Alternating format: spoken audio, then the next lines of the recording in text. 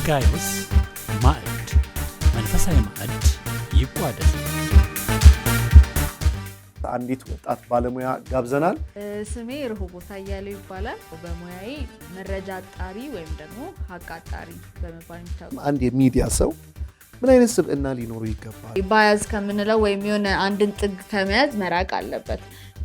ሚዲያ ምንድን ነው? ሚዲያ ማለት ይሄ መረጃን የምንለዋወጥበት ሚንስ ነው።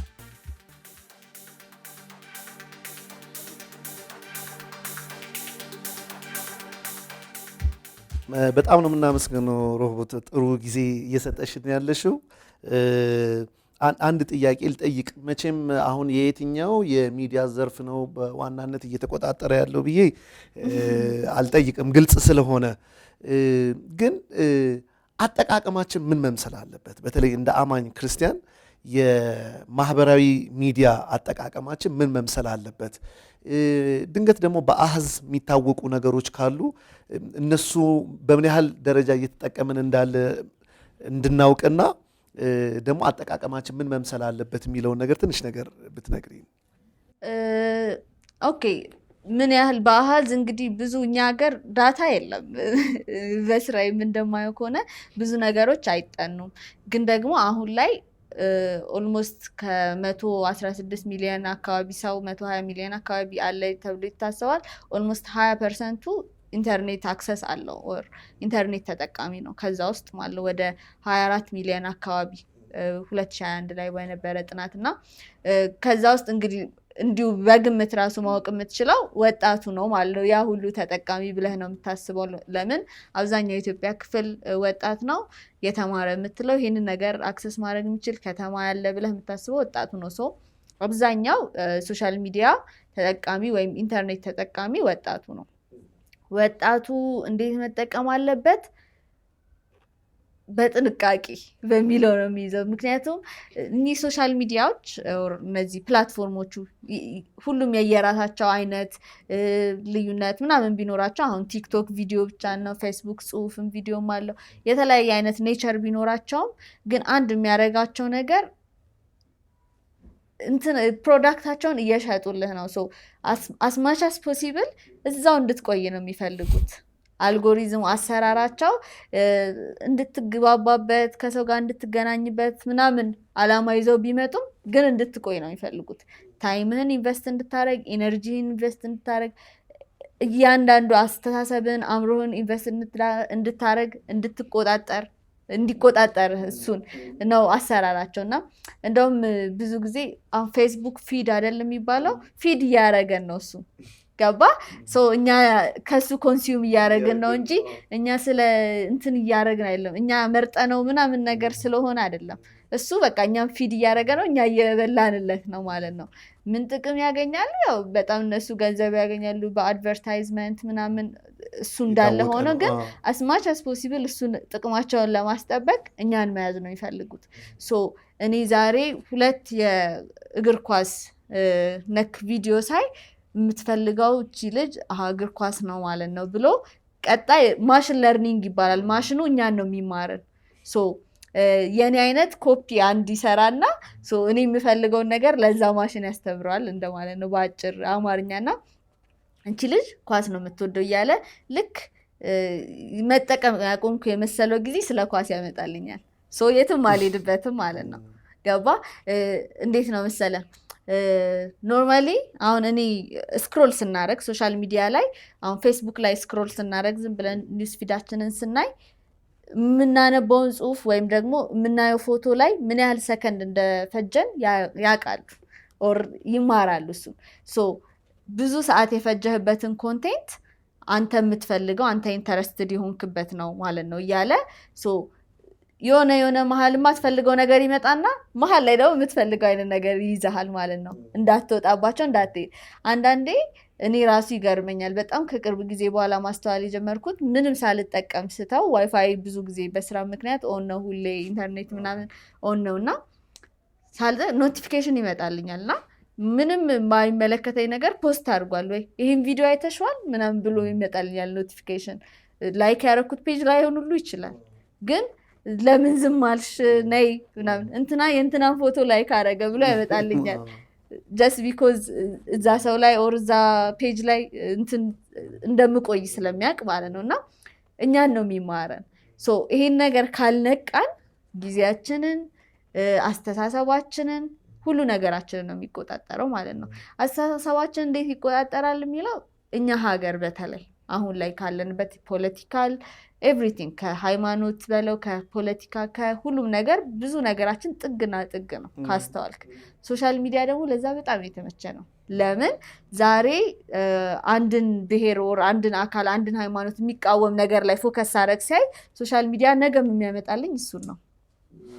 ከዛን ሌላውን አያሳየኝም ቢኮዝ የምትወደው ይሄንን ነው ማለት ነው፣ የእንትና ደጋፊ ናት ማለት ነው፣ የእንትና አቋም አራማጅ ናት ማለት ነው እያለ ሁሌ የሚያመጣልኝ እሱን ነው ማለት ነው። እሱን ነገር ካልነቃንበትና ራሳችን ባላንስ ማድረግ ካልሞከርን ኮንሱም የምናደርገውን መረጃና የምንጠቀመውን ነገር ባላንስ ራሳችን ካላረግን ይዞን ነው የሚሄደው ማለት ነው።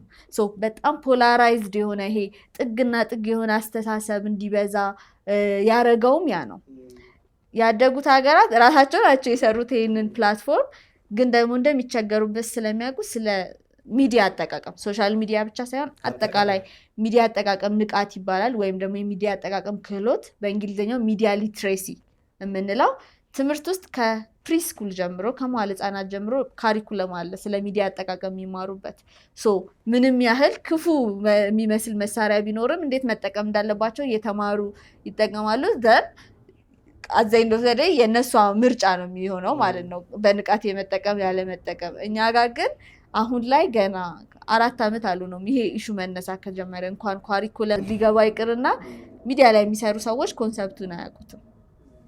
እና ምን ልልህ ነው አጠቃቀማችን ይሄ በእውቀት የተመራ ወይም ደግሞ በክህሎት የተመራ ካልሆነ ይዞን ነው የሚሄደው ማለት ነው።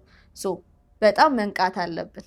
በንቃት በጥንቃቄ ነው መጠቀም ያለብን። ለምን ተፈጥሮ ራሱ የትም እንዳንሄድ ጊዜያችንን እንዳልኩ አስተሳሰባችንን ሁሉ ነገራችንን እኔ አሁን ቲኔጅ ከዝኖች ምናምን አሉኝና ላይፋቸውን ሶሻል ሚዲያ በሚያዩት ነገር ላይ ነው የሚመዝኑት። የሆነ ዛሬ ዘንጠሻል ምናምን ብለናት እኛ ደስ ያላላትን ብዙ ላይክ ስታገኝ ነው ደስ የሚላት በምትለቀው ፎቶ ገባ።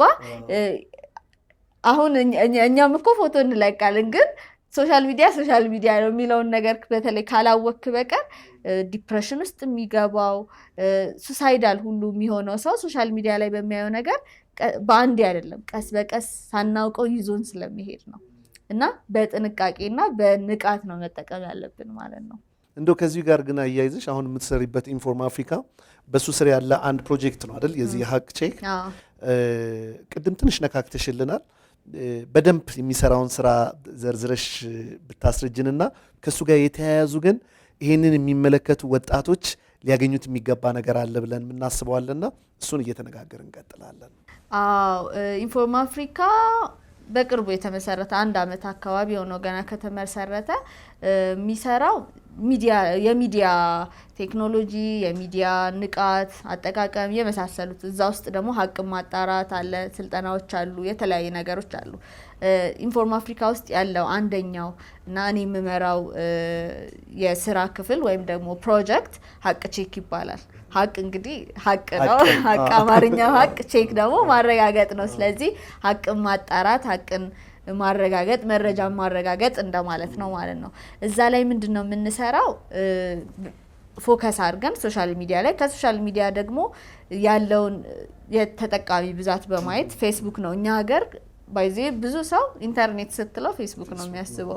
ፌስቡክ ላይ በተለይ ፎከስ እናደርጋለን፣ ግን ሁሉንም ሶሻል ሚዲያዎች ለመነካካት እንሞክራለን፣ ክትትል እናደርጋለን ወይም ሚዲያ ሞኒተሪንግ እናደርጋለን ማለት ነው። እዛ ላይ የሚዘዋወሩ መረጃዎችን እንከታተላለን። ከነዛ ውስጥ ደግሞ ሀሰተኛ መረጃዎችን እየመረጥን እያጣራ እናቀርባለን ማለት ነው።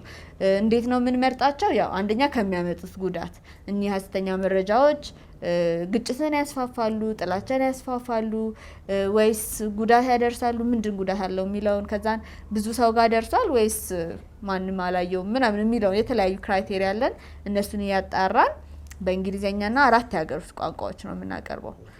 ያው በተለያየ ጊዜ ቢለያይም ያው ከባለሙያም እጥረት በእንግሊዝኛ እንሰራለን በዋናነት።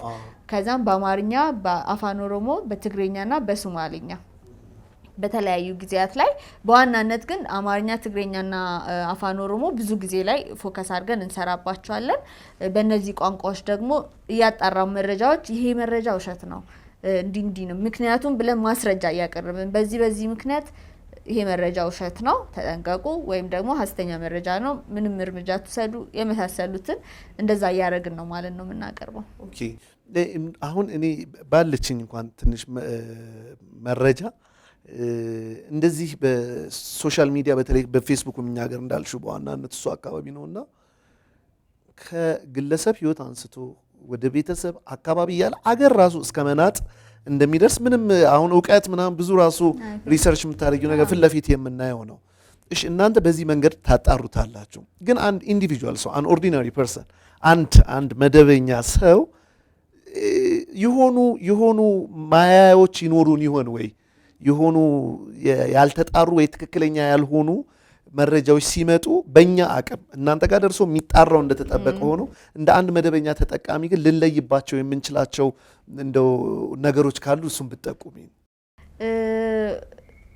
አትሊስት ለመጠራጠር የሚያደርጉን የምንጠይቃቸው ጥያቄዎች መኖር አለባቸው። ለምሳሌ በእንግሊዝኛው WH ኩዌስችን የምንላቸው ላይክ ማን፣ ምን፣ የት፣ መቼ፣ ለምን፣ እንዴት እነዚህን ጥያቄዎች መጠየቅ ማለት ነው። አንድ መረጃ ስናይ ብዙ ሰው ወይ ላይክ ያደርጋል ገና ሄድላይኑን አንብቦ ማለት ነውና ማን ነው ይሄንን መረጃ ያወጣው? ለምሳሌ አንድ ፌስቡክ ላይ አንድ ዜናን በለው ሰበር ዜና ያሉ የሚወጡ ብዙ ሀገር የሚያፋጁ ሰው የሚያጣሉ ነገሮች አሉና ማን ነው የሚለውን ጥያቄ ስንጠይቅ ፔጅ ውስጥ መግባት ሊሆን ይችላል፣ ከዚህ በፊት የለቀቃቸውን ነገሮች ማየት ሊሆን ይችላል፣ የመሳሰሉትም ማለት በዛ ምን እንረዳለን መሰለ ይሄ አካል ወይም ይሄ ሰው ስለዚህ መረጃ እንዴት ሊያገኝ ቻለ የሚለውንም እናውቃለን ማለት። ምክንያቱም የማይመለከተው ሰው ወይም እስከዛሬ ቀልድ ሲያስተላልፍ የነበረ ሰው ዛሬ ተነስቶ እከሌ ታሰረ፣ እከሌ ሞተ፣ እከሌ ምናምን ሲል ጥያቄ መጠየቅ ላይክ መንቃት አለብን። ሌላኛው መቼ ብዙ ጊዜ እኛ ሚዲያ ሞኒተር ስናደርግ ወይም የሚዲያ ክትትል ስናደርግ አንዳንድ መረጃዎች በተለይ ፌስቡክ ላይ የዛሬ 2 ዓመት ምናምን የተለቀቁ ነገሮች አሁን እንደተፈጠሩ ተደርገው ድጋሚ ይሰራጫሉ። ሶ መቼ ነበር የተሰራጨው ይሄ ነገር የሚለውን ፎከስ ባለማድረግ ሰው ሪያክት ያደርጋል። 2019 ላይ የተደረገ ፖስት ላይ ኮሜንት አድርጎ ዛሬ እንደሆነ አድርጎ የሚያወራ ሰው አለ እና መቼ ለምን እኔ ጋር ደረሰ? ቅድም ያልኩ አልጎሪዝሙም ስላለ ሁሌ የሚመጣልን ነገር እውነት አይምሰለን። ብዙ ሰው የኔን አባት እንግዲህ ብዙ ጊዜ ምሳሌ ያደርጋሉ ትሬኒንጎች ሲሰጥ በተለይ አባቴን ነው ምሳሌ ማድረገውና የሆነ ነገር ሲያደርግ ወር ሲል ሰማና በምን አወቅ ስለው እንደ ዩቲዩብ ላይ ይላል።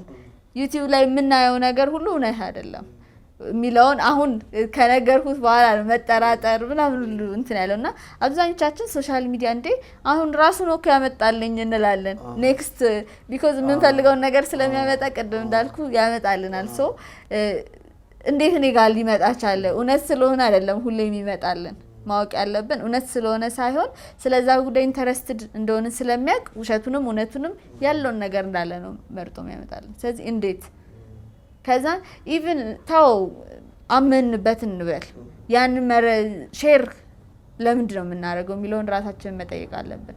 ብዙ ጊዜ አሁን አንዳንድ ሰዎች የሆነ የነሱን ሀሳብ ስለደገፈ ወዲያው ሼር ያደርጉና ከዛ ውሸት ሆኖ ሲገኝ ዲሌት ያደርገው ይቅርታ ምናምን ይላሉ። መጀመሪያ ለምን ሼር አደረኩት ማለት መረጃ ማጣራቱ ምናምን ተው፣ ግን ጉዳት እንደሚያደርስ ያወቅ ከሆነ ሌላውን የሚያንጽ ነገር ካልሆነ ጥቅም የሌለው ነገር ከሆነ መጀመሪያ ለምን ሼር አደረጓል? ለምን ነው ሪያክት ማረገው ላይክ ማረገው? ለምንድን ነው እኔ ላይክ ባረኩት ቁጥር አንድን ነገር እንደዚህ አይነት ነገር ቀጥላ አምጣልኝ ያልኩት ነው። ሰዎች ሲገደሉ የሚያሳይ ኦር የሞቱ ሰዎች ተብሎ የሚመጣልን በዚህ ግጭት ተነስቶ ሞቱ ተብሎ የሚመጣልን ፎቶ ላይ ሪያክት ባረግን ቁጥር ሌሎች ግጭቶች ሲመጡ አምጣልኝ እያልነው ነው። ኢንፎርምድ መሆኑ እኮ ጥሩ ነው ማለት መረጃ ማግኘት ጥሩ ነው። በኋላ ምን መጣበታለን እሱ ላይ ግን አት ዘ ሴም ታይም ግን ለምንድን ነው ሪያክት እያደረኩ ያለሁት? ለምንድን ነው ኮሜንት እየጻፍኩ ያለሁት? ለምንድን ነው ሼር እያደረኩ ያለሁት? ለምን የሚለውንም ጥያቄ መጠየቅ አለብን። ሶ እነዚህን ጥያቄዎች በመጠየቅ ምንጩ ማን ነው? የመቼ ነው? ይሄ መረጃ እንዴት እኔ ጋር ሊደርስ ቻለ? የመሳሰሉትም ማለት ነው። ሰሞኑን አሁን ከትናንት ወዲያ ምናምን ትዊተር የተባለው አንደኛው የሶሻል ሚዲያ ፕላትፎርም ላይ አዲስ አበባ ፖሊስ የሚል አንድ ገጽ አንድ ሁለት የሆነ አስቂኝ እንደ ቀልድ እንደሆኑ ለሌላ ሰው ሊገባ ይችላል፣ ግን መረጃዎች በአዲስ አበባ ፖሊስ እና ሎጎ ምናምን የተጠቀመው ራሱ ነው አንድ አይነት ነው የአዲስ አበባ ፖሊስ። በአጋጣሚ የአዲስ አበባ ፖሊስ ትክክለኛ ገጹ ቬሪፋይድ ነው ወይም ቲክ አለው፣ ሰማያዊ ቲክ አለው፣ የተፈቀደ ወይም ኦፊሻል የሆነ ምንጩ እሱ ነው። ግን ደግሞ ሰዎች እውነት መስሏቸው ስክሪንሻት እንደ አዲስ አበባ ፖሊስ ዛሬ ምን ሆነዋል ምናምን እያለ ይለቃልና አሁን ስሙን ማን ነው የሚለውን በማየት ያኔ ብዙ ሰው መንቃት ይችል ነበር። ኢኔሴንስ አዲስ አበባ ፖሊስ የተጻፈበት ስፔሊንግ ራሱ ልክ አልነበረም። አሁን አዲስ ሲጻፍ በእንግሊዘኛው እንግዲህ ADDIS አይደለ? ይሄ ደግሞ የጻፈው ADISS ነው። ሶ ልክ እኔ ስሙን ሳይ ወዲያው ነበር የነቃሁት፣ ያው ሙያዬም ስለሆነ ነው። ከዛን ውስጥ ገባሁ፣ ፔጅ ውስጥ ገብተን ከዚህ በፊት ምንድነው የሚለቀው የሚለው እንዳለ ቀልድ ነው የሚለቀው። ስለዚህ ወዲያው አይቼ ሪያክት አላረኩም ማለት ነው። ሶ እንደዚህ ማን ነው ያሰራጨው የሚለውን በማየት ብቻ ብዙ ነገር ማወቅ እንችላለን። ከዛ ደግሞ አንድ ምንጭ ብቻ ለመከተል ነው። ሌላው መረጃ እንትን ስንል ቅድም እንዳልኩ አንድ ጥግ ከያዘን እሱ ብቻ ነው የሚመጣል። ለዛ ሌሎች ምንጮች ምን ይላሉ፣ ሌሎች ሚዲያዎች ምን ይላሉ፣ የሚመለከታቸው አካላት ኦር ሰዎች ምን ይላሉ ስለዚህ ጉዳይ እከሌ እንዲህ ሆነ ሲባል እኮ የዛን ሰው ፔጅ እንኳን ሄደን አናይም፣ ወይም የዛን ሰው አካውንት ሄደን አናይም። ሌላ ሰው በተናገረው እንትን እንላለን። እከሌ ኢንተርቪው ሰጠ ሲባል ኢንተርቪውን ለመፈለግ አንሞክርም እኮ። ኢንተርቪው ላይ እንዲህ ያለ የተባለው ላይ ኮሜንት እንሰጣለን፣ እንከራከራለን ምናምን ነገር። ሶ ትክክለኛ ሶርሱ ጋር ለመሄድ መሞከር፣ ሌሎች ምን ይላሉ ስለዚህ ጉዳይ የሚለውን በዛ መሀል እውነቴን ነው የምልህ ኦልሞስት ሀፍ የሚለውን ነገር ይመለሳል። ሌላኛው በጣም the funniest thing እኔ ባለሙያው የተሸወድኩበት ነገር አሁን አንድ ሁለት ፓራግራፍ ኦር 3 መስመር 4 መስመር ሲሆን ከላያን አንብበን እኛ በቃ ሙሉ መረጃ ያገኘን ይመስለናል። ግን እስከ መጨረሻ ማንበብ አለብን። አንዴ የገጠመኝን ኤክስፒሪየንስ ልንገርህ። እንዲህ ያው አብዛኛው የሐሰተኛ መረጃ ከፖለቲክስ ጋር ይያያዛል። ሶ ከሌ ሞተ ተብሎ አለ የመጀመሪያ ሄድላይኑ እንደዛ ነውና 2 ፓራግራፍ ነው ጽሁፉ። አንዱን ፓራግራፍ አነበብኩኝ ከርዕሱ ቀጥሎ። ለምን ሁሌ ርዕስ አታንብቡ እያልኩ ነው የምመክረው። ከርዕስ ማለት ከዛም በዚህ በኩል ሊያመልጥ ሲል እንትና እንዲያርጎት እንዲ ምናምን ከዛ አረ ይሄ ነገር ሰማችሁ አልኩኝ ወዲያው። ከዛ ሁለተኛ ፓራግራፍ ላይ ስገባ የሚል ዜና ሰምቼ ደስ ባለኝ ይላል። ሶ አዛይንዶ ዘዴ he was just he ዊሹን እና ቀልድ ነገር ነው እያቀረበ ያለውና ከላዩን እንትን ብዬ እኔ ያው በኔ ቤት እኮ በቃ እስከ ግማሽ ስለሄድኩኝ ልክ ነው ምናምን ብዬ ለሌላ ሁሉ ተናግሬያለሁና ሙሉ መረጃውን ባለማንበብ ራሱ ብዙ ስህተት ይሰራልና እነዚህ ጥንቃቄዎች ራሳቸው እንደ መጀመሪያ መፍትሄ እንወስዳቸዋለን።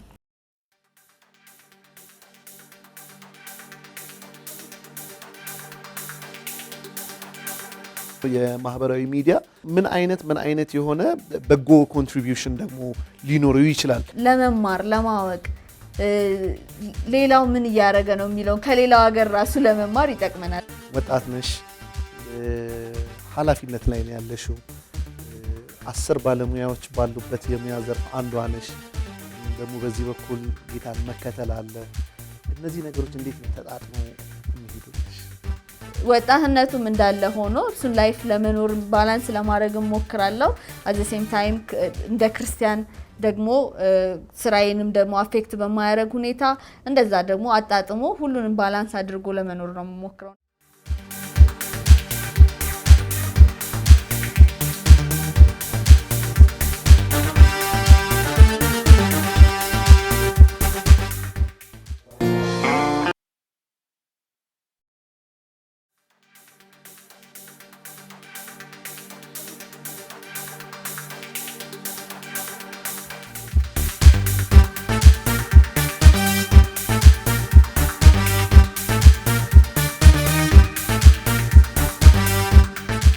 የጋይዮስ ማዕድ መንፈሳዊ ማዕድ ይቋደስ።